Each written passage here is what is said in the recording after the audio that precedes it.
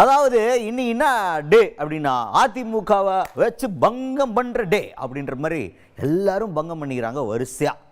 சரி, வரிசையா பங்கம் பண்ணதுல முதல்ல பங்கம் பண்ணது யார்? தமிழ்நாடு முதல்வர் மு.க.ஸ்டாலின் அவர் தான்.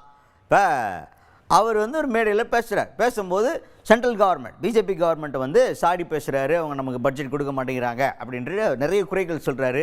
வீடு கட்டும் திட்டத்துக்கு அவங்களுடைய பேரில் வீடு கட்டும் திட்டம் இருக்குது. ஆனால் அவங்க கொடுக்குற பட்ஜெட்டு வெறும் 70,000 சொச்சம். ஆனால் நம்ம கொடுக்குறது 1,00,000க்கு மேலே. அப்போ காசு இந்த முள் தான், ஆனால் ஊட உங்களுது அப்படின்ற மாதிரி விமர்சனம் நல்லா வைக்கிறார். இதோடு சேர்ந்து அப்படி போயிட்டு இருக்கும்போது இங்கே அவங்களுடைய வாட்ஸ்அப் அளிக்கலன்ட்டு அதிமுகவையும் கூட்டுக்கலவனையாக சேர்த்துக்கிறாங்க அப்படின்ற லெவலுக்கு பேசியிருக்காரு. இந்த இடத்துல அதிமுக மீது நடந்த அட்டாக் நம்பர் 1. 1,20,000 வீடு கட்ட முடியுமா? அதுலேயும் 60%, அதாவது 72,000 ரூபாய் தான் ஒன்றிய அரசு தருது. மீதி கூடுதலாக நம்ம மாநில அரசு 1,62,000 ரூபாய் கொடுத்து வீடு கட்டி தரோம். பேரு தான் அவங்களோடது, நிதி நம்மோடது. அதனால தான் நான் ஏற்கனவே ஒரு டைலாக் சொன்னேன், நினைவுபடுத்தினேன்.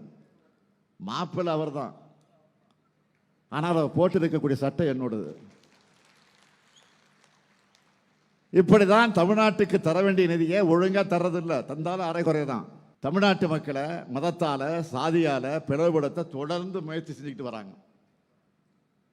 அவங்களால முடியாதப்போ இங்க இருக்கக்கூடிய அதிமுக கட்சியை சேர்த்துக்கிறாங்க. தமிழ்நாட்டில் மதத்துக்கு ஆபத்துன்னு அதிமுக வச்சுக்கிட்டு பாஜக பேசுறாங்க. உண்மையிலே சொன்னா தமிழ்நாட்டில் பாஜக கூட்டணிக்கு தான் இப்போ ஆபத்து.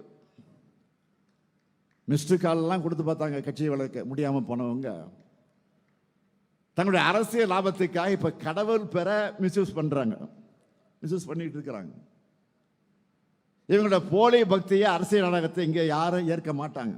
இது தமிழ்நாடு, தந்தை பெரியார் உருவாக்கிய மண், அண்ணா வளர்த்த மண், கலைஞர் அவர்கள் இதை மீட்ட மண்.